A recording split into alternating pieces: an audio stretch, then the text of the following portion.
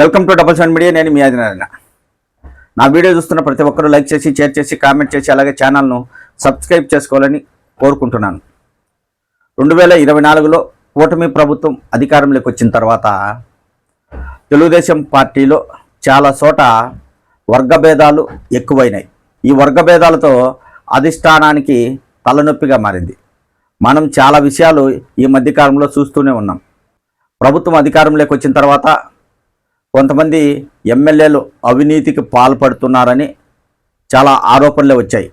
అవన్నీ ముఖ్యమంత్రి చంద్రబాబు గారి దృష్టికి కూడా వెళ్ళాయని ప్రచారం ఒకటి జరుగుతుంది. అయితే ఇటీవల కాలంలో తాజాగా ఒక సర్వే రావడం జరిగింది. అదేంటంటే ఐఐటి నిపుణుల ఆధ్వర్యంలో ఆ సర్వే చేశారు. ఆ సర్వేలో కూటమి ప్రభుత్వం వచ్చి 10 నెలలు మాత్రమే అవుతుంది. ఇప్పటికే దాదాపు 71 మంది ఎమ్మెల్యేలపై ప్రజల్లో 70% పైగా అసంతృప్తి ఉంది. అవి ఏ జిల్లాలు, ఏ నియోజకవర్గాల్లో అనేది ఆ సర్వే వెల్లడించడం జరిగింది. ఆ సర్వే ఎలా ఉందంటే తెలుగుదేశం పార్టీ అధిష్టానానికి షాక్ తగిలేలా ఉంది. అలాంటి సర్వే వచ్చింది. అది ఎంతవరకు నిజము, ఎంతవరకు అబద్ధము అనేది మరి కొన్ని రోజుల్లో తెలుస్తుంది. అదే కాకుండా ఇటీవల అన్నమయ్య జిల్లాలో ఇన్ఛార్జి మంత్రి బీసీ జనార్దన్ రెడ్డి గారు, ఎమ్మెల్సీ దీపక్ రెడ్డి గారు పర్యటించారు. రాజంపేట, రైల్వే కోడూరు, తమ్మలపల్లి నియోజకవర్గాలలో తెలుగుదేశం పార్టీ కార్యకర్తలతో, నాయకులతో సమావేశం నిర్వహించి అందరినీ సమన్వయపరచాలనే ఉద్దేశంతో వారు సమావేశాలు నిర్వహించడానికి సిద్ధమయ్యారు. సమావేశాలు పెట్టారు. ఆ సమావేశాలలో సమన్వయం కంటే తెలుగు తమ్ముళ్లలో కుమ్ములాట్లే ఎక్కువ జరిగాయి. జరిగిన సంఘటనలతో అన్నమయ్య జిల్లాలోని పలు నియోజకవర్గాలలో నాయకుల మధ్య వర్గభేదాలు తారాస్థాయికి వెళ్ళాయని ఇన్ఛార్జి మంత్రి జనార్దన్ రెడ్డి గారు గమనించారు. బీసీ జనార్దన్ రెడ్డి గారు జిల్లా ఇన్ఛార్జి మంత్రిగా ఇక్కడ పర్యటించారు కాబట్టి ఇక్కడ జరిగిన విషయాలన్నీ ఖచ్చితంగా ముఖ్యమంత్రి చంద్రబాబు గారి దృష్టికి తీసుకువెళ్ళి ఉంటారు. అయితే తాజాగా తెలుగుదేశం పార్టీకి అనుకూలమైన పత్రికలో ఒక వార్త రావడం జరిగింది. అది ఓఎస్డీలు ఓవర్ యాక్షన్ అని. కూటమి ప్రభుత్వంలో దాదాపు 25 మంది ఎమ్మెల్యేలు ఉన్నారు. వారిలో 10 మంది మంత్రుల దగ్గర ఓఎస్డీలుగా పనిచేస్తున్న వారు ఓవర్ యాక్షన్ చేస్తూ అవినీతి అక్రమాలకు పాల్పడుతూ ప్రభుత్వానికి చెడ్డ పేరు తెచ్చే విధంగా వారి వ్యవహారం ఉంది అంటూ ఆ పత్రిక ఒక కథనం రాయడం జరిగింది. ఇంటెలిజెన్స్ ద్వారా ఆ నివేదికలు ముఖ్యమంత్రి చంద్రబాబు గారి దృష్టికి కూడా వెళ్ళినట్టు ఆ పత్రిక రాయడం జరిగింది. వైఎస్ఆర్ కాంగ్రెస్ పార్టీ అధికారంలో ఉన్నప్పుడు అవినీతి అక్రమాలకు పాల్పడుతుందని ప్రజల్లో వ్యతిరేక రావడంతో కూటమి ప్రభుత్వానికి ప్రజలు అధికారం ఇచ్చారు.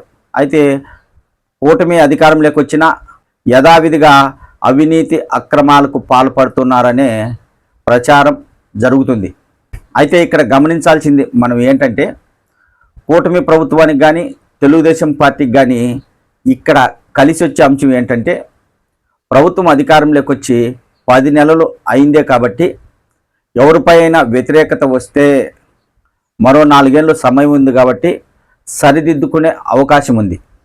ఎందుకంటే ఏ నియోజకవర్గంలో ఏ ఎమ్మెల్యే ఎలాగా పనిచేస్తున్నాడు, ఏ మంత్రి ఎలాగా తన విధులు నిర్వహిస్తున్నాడు అనే విషయాలు ఇంటెలిజెన్స్ ద్వారా ముఖ్యమంత్రి చంద్రబాబు గారికి వెళ్ళడం జరుగుతుంది.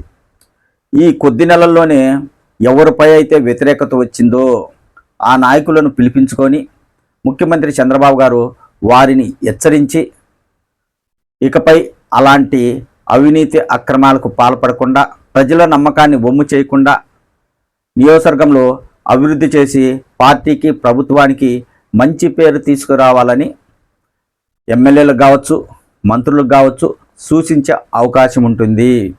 అయితే ఈ మధ్య జరుగుతున్న రాజకీయ పరిణామాలను బట్టి చూస్తే కొంతమంది ఎమ్మెల్యేలు, కొంతమంది మంత్రులు, కొంతమంది ఓఎస్డీల వలన కూటమి ప్రభుత్వానికి ప్రజల్లో వ్యతిరేకత వస్తుంది అనే విధంగా చర్చ సాగుతుంది.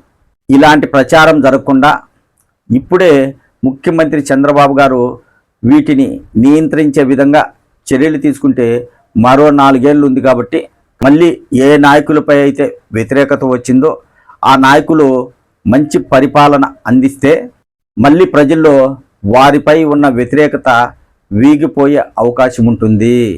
కూటమి ప్రభుత్వం అధికారంలోకి వచ్చిన తర్వాత చాలా నియోజకవర్గాల్లో నిజమైన తెలుగుదేశం పార్టీ కార్యకర్తలకు న్యాయం జరగడం లేదు. చాలా నియోజకవర్గాల్లో నాయకుల మధ్య విభేదాలు తారాస్థాయికి చేరడంతో కార్యకర్తలు ఇబ్బందులు పడుతున్నారు. అలాగే కొంతమంది ఎమ్మెల్యేలు మంత్రులపై కూడా ఆరోపణలు వస్తున్నాయి.